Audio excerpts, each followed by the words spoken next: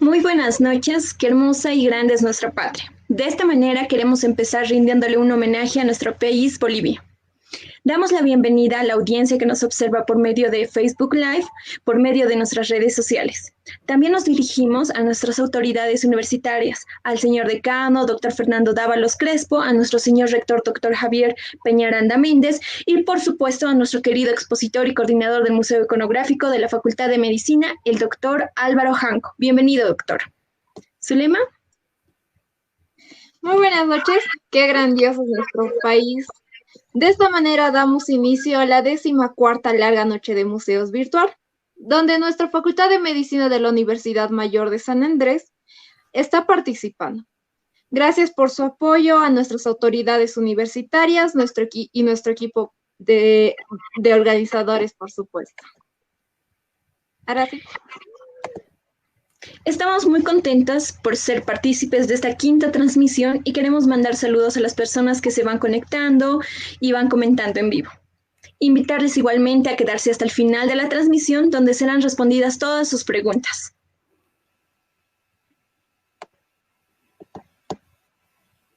¿Zulema? También esperemos que, yo supongo que vamos a estar esperando sus comentarios debajo durante toda la exposición para al finalizar ir viendo todas las preguntas que tienen acorde o depende de lo que el doctor vaya diciendo. Ya. Sin más espera, vamos a dar el paso a las palabras del doctor Álvaro Janco. Muchas gracias, buenas noches a todas las personas que nos están siguiendo en esta transmisión del Museo Iconográfico de la Facultad de Medicina de la Universidad Mayor de San Andrés de La Paz, Bolivia, en ocasión de la participación de la 14ª larga noche de museos, donde nuestra querida facultad está participando. Muchas gracias, Arasi, gracias, Zulema. Siempre queremos agradecer a las autoridades universitarias de nuestra facultad y de nuestra universidad y a los jefes de departamento quienes han dado la autorización para realizar esta actividad de extensión universitaria. Gracias, doctor. Bueno, empecemos. Sí, doctor.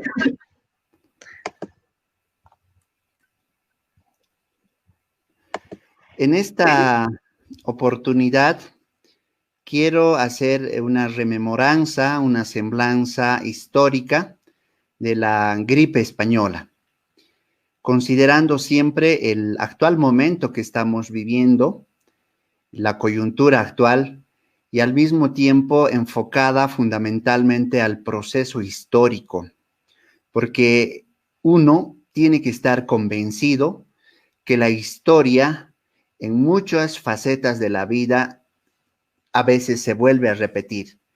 Y yo creo que el objetivo de esta noche, de esta charla, lo voy a llamar así, va a ser el de que permita a todas las personas que nos están observando el aspecto de la reflexión, porque también en una parte de la historia nos permite conocer los errores que en algún momento esas personas habrían cometido, y la misma historia nos permite a nosotros no volver a cometer esos mismos errores.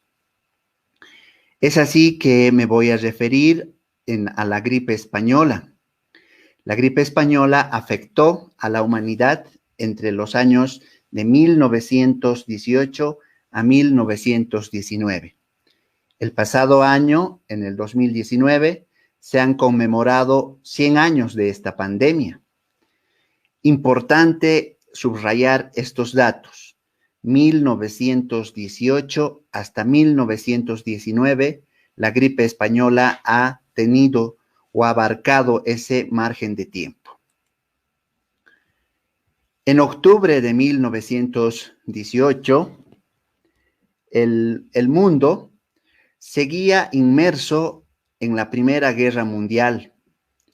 Aunque las hostilidades estaban a punto de llegar a su fin, todavía se mantenía incierta y la censura, especialmente a todas las noticias en prensa. Es de ahí donde un país neutral, fuera del conflicto como fue España, fue el responsable de informar por primera vez a todo el mundo sobre la afección de esta enfermedad que estaba afectando a todas las naciones y estaba produciendo muertes. Entonces, por esta razón, dicha pandemia pasó a la historia y actualmente lo conocemos con ese nombre de la gripe española. La pandemia de la gripe española, como he mencionado, ha surgido en 1918. Esta gripe española fue causada fundamentalmente por un brote del virus influenza A del subtipo H1N1. A diferencia de otras epidemias de gripe que afectaban principalmente a niños y ancianos, la gripe española afectó, o sus víctimas principales fueron jóvenes y adultos jóvenes saludables. También la gripe española en 1918 afectó a las mascotas, a los perros y a los gatos. A esta fiebre española se la considera como una de las pandemias más devastadoras de la historia humana, ya que en un solo año mató entre 20,000 a 40,000 millones de personas en todo el mundo. Esta cifra de muertos, ya rememorando la historia, incluía una alta mortalidad infantil y actualmente se considera como uno de los ejemplos de la crisis sanitaria de mortalidad. La gripe española fue reportada por primera vez en el 4 de marzo de 1918 en Kansas. Están ustedes observando un mapa en la cual se describe o se está proyectando al estado de Kansas.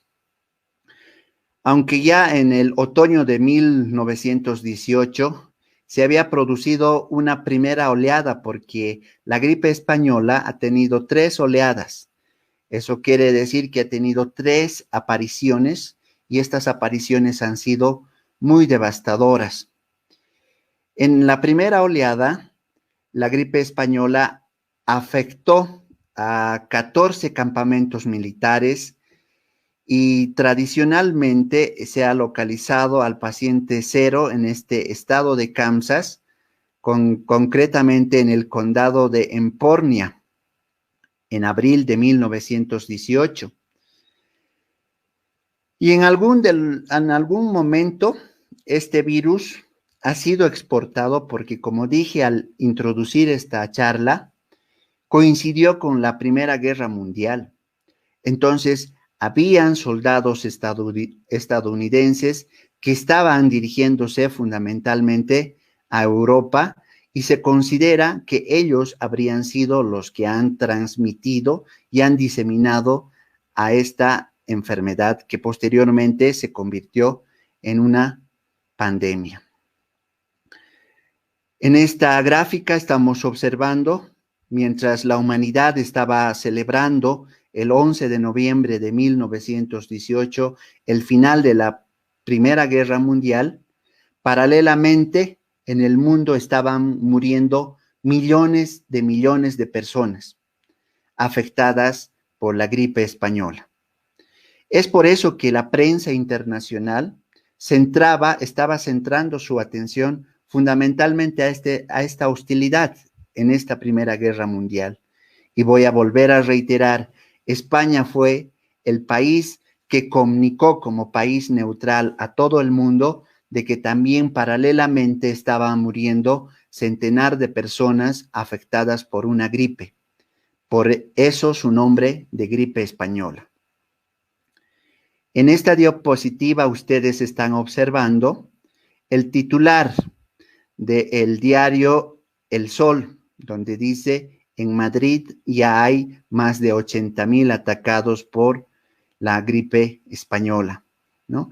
Entonces, la gripe española ha recibido una atención de la prensa española, ya que España no se había involucrado directamente en la Primera Guerra Mundial y por lo tanto esa información no se llegó a censurar, aunque el origen de esta enfermedad, de esta pandemia, en toda la literatura se menciona que fue en el estado de Kansas, en Estados Unidos.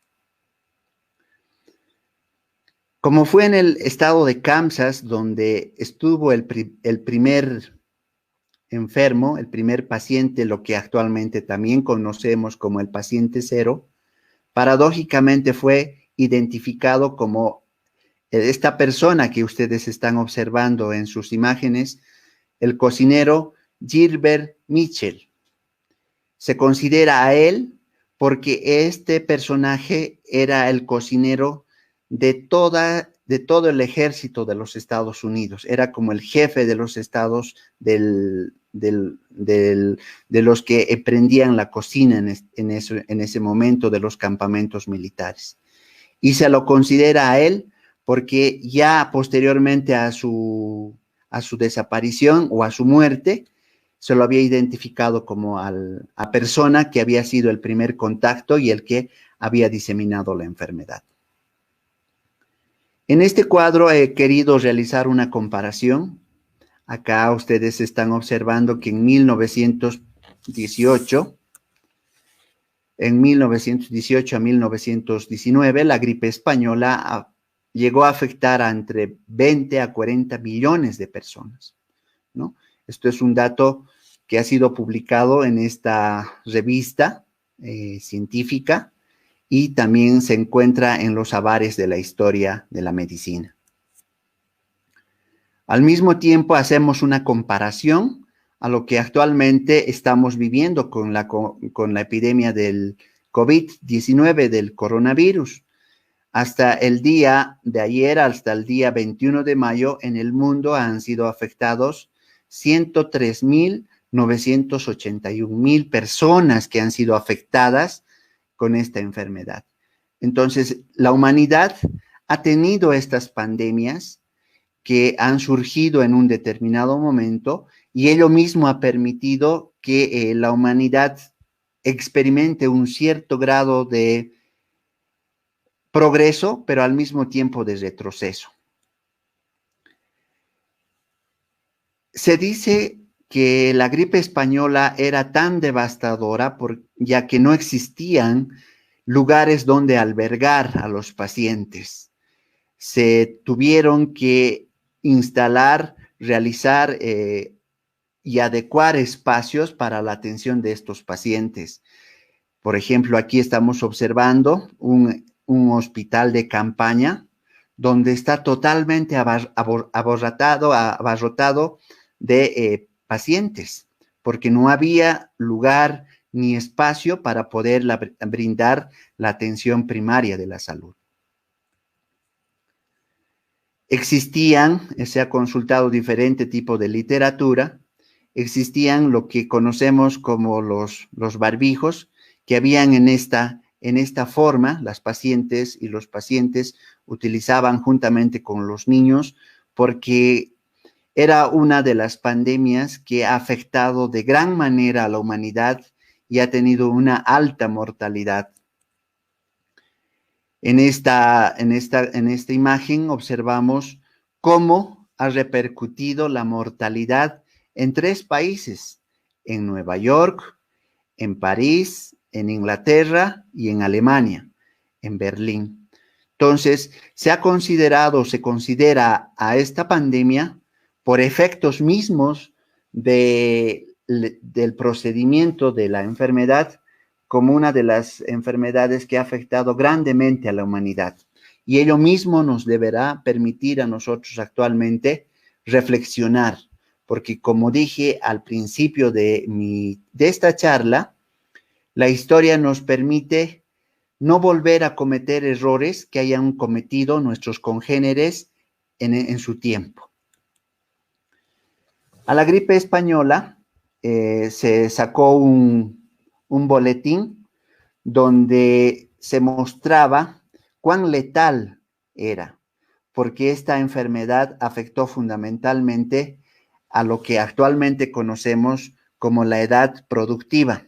Afectó a los jóvenes y a los jóvenes mayores en la edad productiva, es decir, desde los 20 años hasta los 40 años. Y en este boletín se muestra eso, ¿no? Aquí estamos observando cómo trasladaban a los pacientes porque no había lugar, no había espacio por la afectación y por la presentación de estos pacientes que surgieron en grandes cantidades. Por eso mismo esta pandemia de la gripe española hasta nuestros momentos es considerada como una de las pandemias más devastadoras de la historia de la humanidad. Y seguramente nosotros, en este momento que estamos viviendo esta pandemia del COVID-19, del coronavirus, también pasaremos a la historia, ya de aquí a 50 años o a 100 años nos estarán recordando como esta generación que ha vivido la pandemia del COVID-19.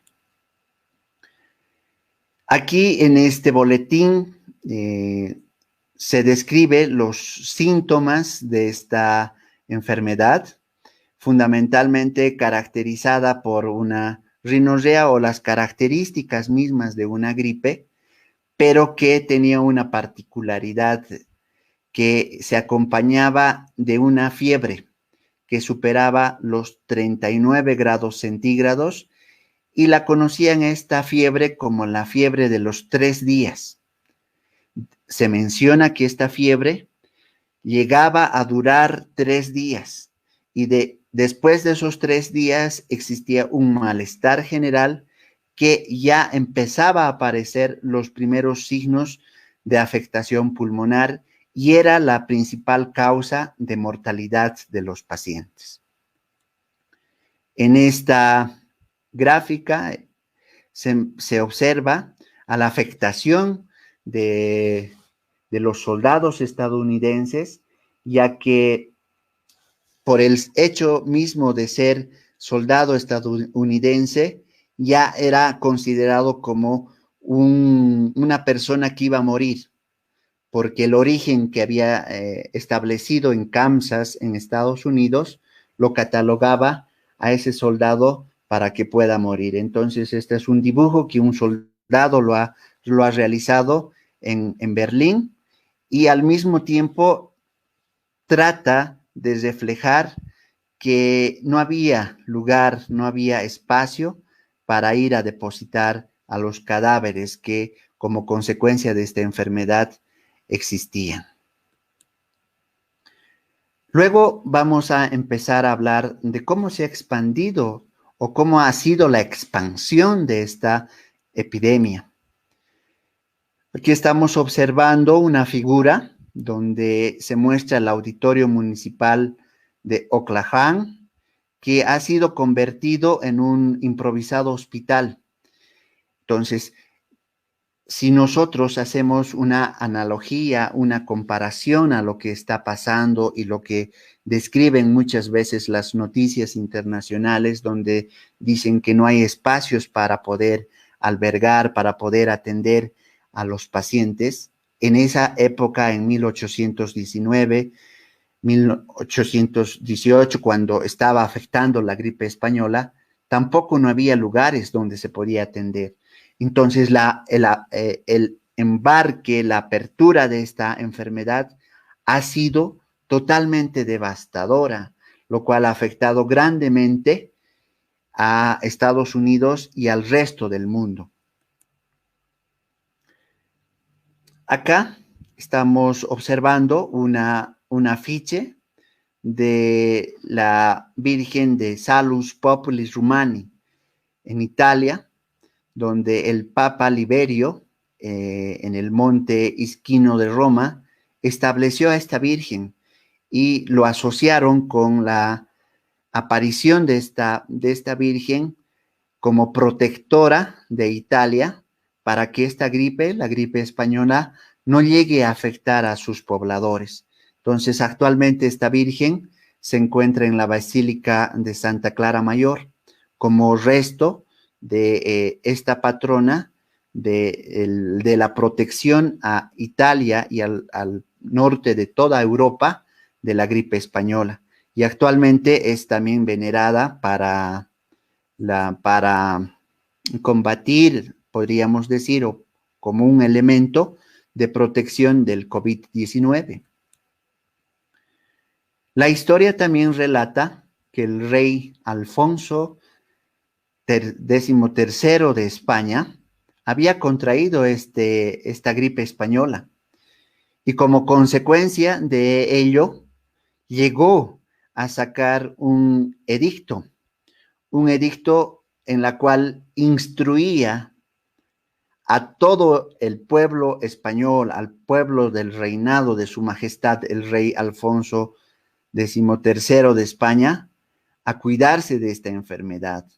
Y por eso en este momento me voy a permitir leer el edicto de su majestad el rey. Habiéndose cometido por algunos pueblos la imprudencia, a pesar de lo dispuesto por este gobierno civil, en circular inserta en el boletín del 25 mes último de celebrar las fiestas de la localidad y dando con ello a que se haya difundido rapidísimamente la epidemia entre el vecindario, creando con ello situaciones angustiosas para dichos pueblos, vuelvo a reiterar a los que todavía no están convencidos del grave peligro que esto encierra, que se abstengan terminantemente de celebrar dichas fiestas o reuniones.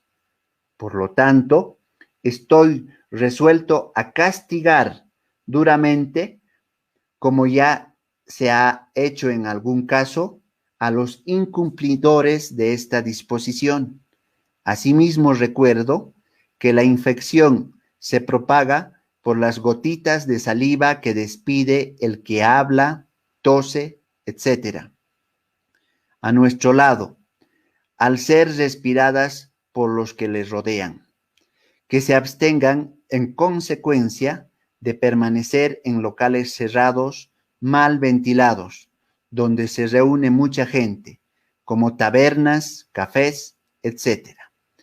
Que se extreme la limpieza de las casas, que se tengan abiertas todo el día las ventanas de los dormitorios y se ventilen con frecuencia los locales donde permanezcan durante el día. Estar en el campo el mayor tiempo posible, porque el aire libre, el agua, la luz, son los mejores desinfectantes en esta ocasión. Tener mucha limpieza de la boca y de una palabra, seguir los consejos del médico y desoír a los ignorantes que se os invitan a beber alcohol o consumir tabaco como remedios preventivos y nocivos que nunca más. Burgos, del 4 de octubre de 1918. Entonces, este es el edicto de Su Majestad el Rey Alfonso XIII, había sacado como consecuencia de la aparición ya en toda España de la gripe española. Entonces, la afectación, y yo siempre quiero hacer énfasis en esto, porque había mencionado que la historia nos permite saber qué es lo que había pasado en un determinado momento de tiempo, y al mismo tiempo nos permite esa misma historia no volver a cometer algunos errores.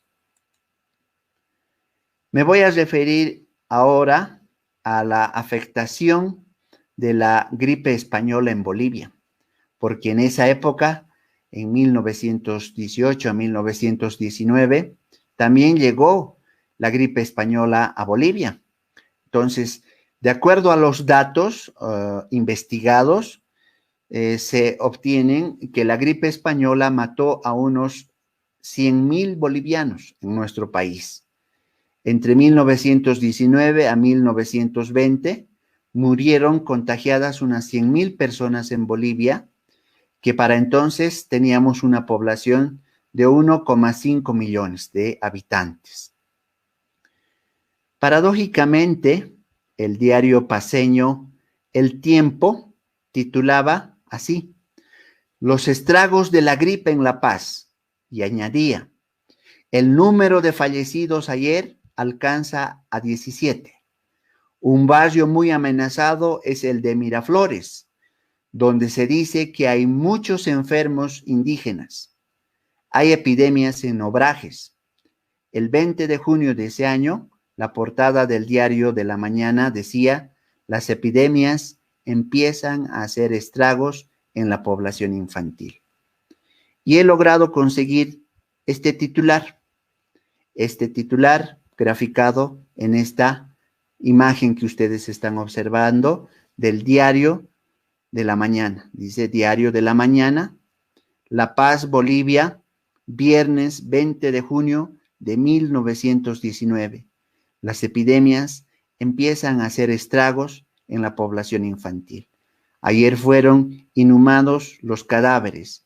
La oficina de vacunaciones afectó e investigó algunas casas, que en su mansión municipal de hoy se leerá el informe acerca de los precios vigentes en las boticas", ¿no? Entonces, la gripe española también llegó a nuestro país, causó 100,000 fallecidos y afectó de gran manera a las zonas de Obrajes y Miraflores. He querido realizar esta rememoranza histórica de la fiebre o de la gripe española, fundamentalmente con el objetivo, como lo había mencionado al introducir este tema, de que nos permita reflexionar acerca de los errores que posiblemente hayan cometido en el pasado y que actualmente no podríamos o no deberíamos volverlos a cometer. Y esa es la riqueza de la historia de la medicina. Por eso es que en la Facultad de Medicina, en la UMSA, en La Paz, decimos que un estudiante de medicina tiene que tener una apertura de visión, una apertura de pensamiento. ¿Por qué? Porque la historia misma nos va a reflejar los momentos en los cuales podamos y tengamos que analizar estos eventos para que posteriormente no los volvamos a repetir y no estemos arrepentidos de los errores que hayamos cometido. Estoy seguro que estos momentos que estamos viviendo, este tiempo que estamos viviendo, lo van a rememorar también de aquí a 50 años, de aquí a 100 años, cuando ya no existamos, y nos dirán, ha sido una generación que ha afrontado adecuadamente esa enfermedad que les ha tocado vivir, o ha sido una generación muy irresponsable que, teniendo el conocimiento, no ha podido responder a su momento y a su tiempo. Yo agradezco la atención que me han prestado, les agradezco. Con esto finalizo esta rememoranza histórica de la gripe española.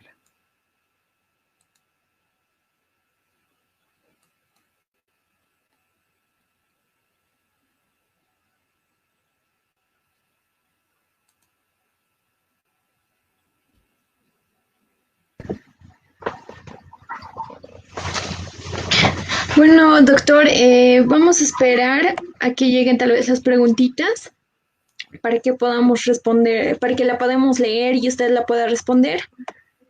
Lo que sí es que han habido muchas personas que se han ido conectando y nos han ido saludando.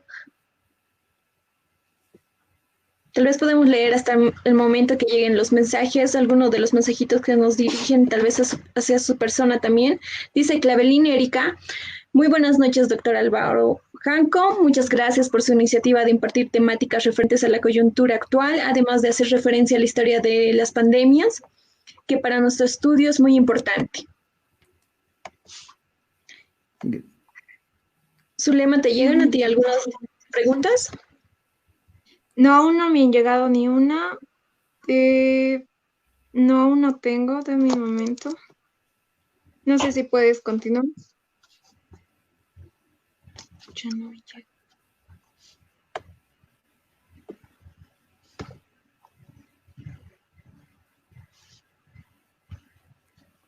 Pero de todas formas, mientras esperamos las preguntitas que nos lleguen, analizando la exposición del doctor, creo que es muy importante, como usted decía, que la historia nos ayuda a no cometer los mismos errores, ya que también hemos visto en esta epidemia que nuevamente Estados Unidos ha sido azotado por la cantidad de fallecidos que ha tenido y nuevamente se está repitiendo esa historia, además de la improvisación de los hospitales, ya que la elevada cantidad de pacientes que llegan a tener, eso provoca el colapso de estos mismos hospitales, y eso que obliga a los mismos hospitales o a los mismos gobiernos a instalar lugares donde puedan atender a los pacientes y tengan las condiciones. Por otra parte, también tenemos el contagio del rey Alfonso, si no me equivoco. Alfonso III. Alfonso III, el cual de la misma manera se había contagiado. Aquí también en la actualidad tenemos autoridades que se han contagiado y también puedo realzar esa norma que ha sacado, el edicto que ha sacado, donde prohibía que las personas, existe el conglomerado de personas. De la misma manera, les decía que realicen la limpieza de sus hogares, que estén en los pueblos para evitar el contagio. Y así, creo que es muy importante para estudiantes de medicina como nosotros saber sobre la historia, ya que esos también nos van a ayudar a sobrellevar situaciones como las que estamos pasando en este momento. Fundamentalmente, tal vez referirnos al aspecto de la mutación, porque los virus van mutando y al mutar aumentan su capacidad virulenta. Es por eso que actualmente no se puede con mucha facilidad encontrar una vacuna, porque el virus va cambiando de información genética, va mutando y al mutar se hace más viral. Entonces, esta gripe, la gripe española, ya después, posterior a los cuadros de su aparición, investigándolo, se menciona que ese virus mutó varias veces y al mutar se hacía más letal. Por eso es que afectó a gran población del mundo y actualmente se la conoce como una de las pandemias que azotaron grandemente a la humanidad. Doctor, ya nos están llegando las preguntitas, ahora sí podemos proceder a leerlas. Dice, la gripe española también se conoce con otro nombre de parte de Jessica Blanco.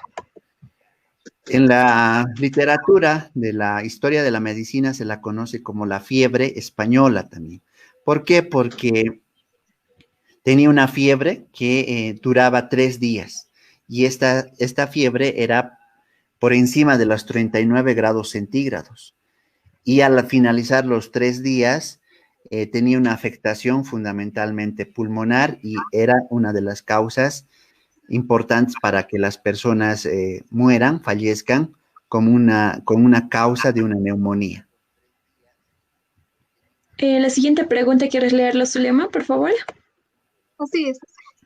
Nos ha llegado una pregunta de Vania Silva, que dice, ¿qué medidas de bioseguridad existían en esa época o cuáles se empezaron a implementar desde entonces? Como hemos observado en las diapositivas que hemos visto, existían ya los barbijos que conocemos y en algunos otros lugares lo conocen como el tapabocas. ¿Por qué? Porque los virus, porque la fiebre o la gripe española era H1N1 y la principal vía de contagio son las vías aéreas. Entonces, desde esa época se empieza a tener estos cuidados, fundamentalmente con el uso de los barbijos que conocemos en nuestro medio o en otros países como el tapabocas. Gracias, doctor. La siguiente pregunta. Dice, si este virus afectaba principalmente a niños y ancianos, ¿por qué fueron afectados también jóvenes y adultos saludables? Como había mencionado, por la carga viral.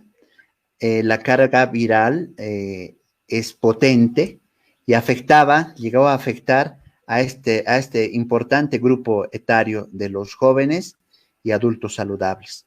Se menciona en la literatura de la historia de la medicina que en París utilizaban el tranvía era una especie de un tren donde subían y que las personas sin ningún signo aparente se desplomaban y caían muertos, ¿no? Entonces, es importante asociar estas dos ideas de la carga viral. La carga viral, cuando tiene una carga viral muy potente, puede afectar a jóvenes o adultos saludables, como lo que está pasando en nuestro país. Ya, doctor. Aquí tenemos otra pregunta de Araceli Calle, donde dice, ¿existe alguna posibilidad de reaparición de la gripe española? Hasta el año 2000, con la aparición de la gripe H1N1, se consideraba que era la cepa que había quedado como resto de la gripe española.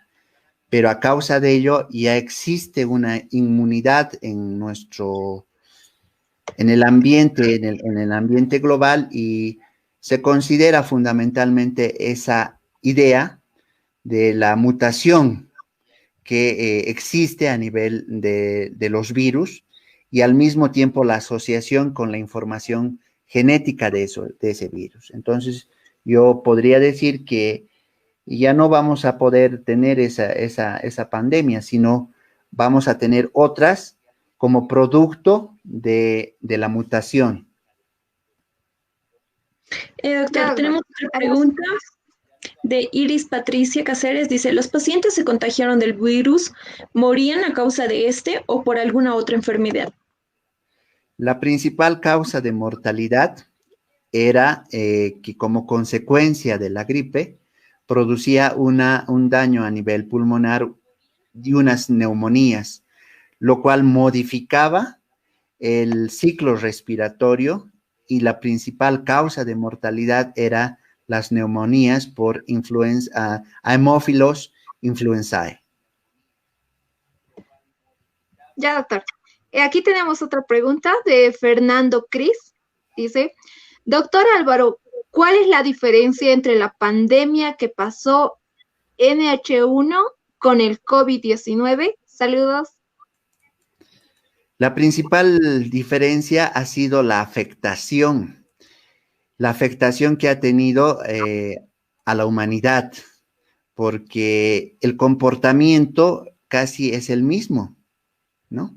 El comportamiento, el origen es un virus. Entonces, la gripe española ha afectado a nivel mundial ha tenido, perdón, una mortalidad entre 20 a 40 millones de personas. Entonces, por eso es que hasta nuestros tiempos se la considera como una de las pandemias que ha azotado grandemente a la humanidad por la mortalidad, porque la gente ha muerto en esa cantidad de 20 a 40 millones de personas. Gracias, doctor. A ver, tenemos unas preguntitas que nos van llegando. Vamos a tratar de responder todas y muchas también se parecen. Entonces, aquí dice, buenas noches, doctor. Entonces, ¿qué tratamiento se aplicaba para tratar la gripe y existe alguna prueba para detectarla? De Adriana Cardoso, Sevilla. Fundamentalmente eran la signo-sintomatología que en esa época tenía y las complicaciones que tenían. La literatura misma refiere que se utilizó la transfusión de plasma creando una inmunidad en las personas. Y se tenían medidas de sostén en ese momento para aplacar los primeros síntomas, que fundamentalmente era la fiebre, que posteriormente se iban complicando con cuadros de neumonía. Por eso es que existe cierta semejanza entre la fiebre española y el COVID-19, el coronavirus. Existe, es el mismo causante del origen, el virus, tiene la misma sintomatología. Y en esa época tenía la misma signo-sintomatología, tenía la misma causa del origen y la afectación era parecida. Muchas gracias, doctor. Aquí tenemos otra de Israel Nina Canaviri. Dice, buenas noches. ¿El virus del COVID-19 está teniendo una mutación? Si así fuera, ¿en qué medida podría darse este caso? La mayor parte de los virus sufren mutaciones. Por eso es que, por ejemplo, existe la vacuna estacional para la gripe, ¿verdad? Entonces, esta gripe esta vacuna tiene que ser inicialmente sometido a procesos de estudio epidemiológico para determinar qué cepa de virus está circulando en un determinado territorio y para fabricar una vacuna específica para ese tipo, para esa carga viral, ¿no? Entonces, lo que actualmente estamos viviendo, donde dice si está mutando, seguramente que sí. ¿Por qué? Porque no existe un tratamiento que sea específico para el COVID-19, sino todo está en proceso de investigación y en un determinado momento se llegará a determinar esta mutación para llegar a conseguir una vacuna para que pueda aplacar a este virus del COVID-19. Gracias, doctor. Dice, ¿cómo dieron con el paciente cero de la gripe española de Iris Patricia Cáceres? En 1919 estaba concluyendo la Primera Guerra Mundial. Entonces, todos los países, a excepción de España, estaban concentrados en esta contienda bélica. Había mencionado que España, como país neutral, había dado a conocer la fiebre o la gripe española, ¿no? Como país neutral. Entonces, se identificó al paciente cero que era un cocinero, porque de acuerdo al recorrido o al estudio epidemiológico, había presentado esta sintomatología, este cocinero, y se determinó que este había sido el causante o al que había infectado a la gran parte de las tropas militares estadounidenses. Entonces, este cocinero era el que ha transmitido y ha entrado a los anales de la historia como el primero de manifestar, el de contagiar esta enfermedad. Ya, doctor, aquí tenemos otra pregunta de Ever Mamani Flores. Buenas noches, doctor. ¿Hay una cifra exacta de cuántos muertos hubo durante la pandemia de la gripe española? Y habíamos mencionado entre 20 a 40 millones de personas. Ahora sí. Ya, yo creo que vamos a ir ahí acabando con las preguntitas. Dice Anaí Marcia Mamani, dice, buenas noches, doctor. ¿Cuáles eran los mecanismos de bioseguridad en ese entonces para los médicos? Fundamentalmente el barbijo. Entonces hemos visto imágenes en las cuales se está proyectando al personal médico que fundamentalmente están utilizando barbijo, están protegiéndose del ingreso de los virus a través de las vías respiratorias y la utilización de guantes, ¿no? Ya en la peste, por ejemplo, se muestra las imágenes de una especie de una mascarita como de un loro, pero fue eso en la peste negra. Ya, Zulema, yo creo que vamos con la última pregunta. Ya, mi segundo, voy a revisarlo. No sé si puedes darlo tú, ahora sí, a mí no me llega aún. Ya, aquí tenemos, a ver, dice, buenas noches, doctor Álvaro, una consulta. ¿Por qué se le denominaba la gripe española como microbio del soldado de Nápoles? De Valeri Kelly. Hemos visto en una de las imágenes una gráfica de un soldado que estaba tirado como una calaverita.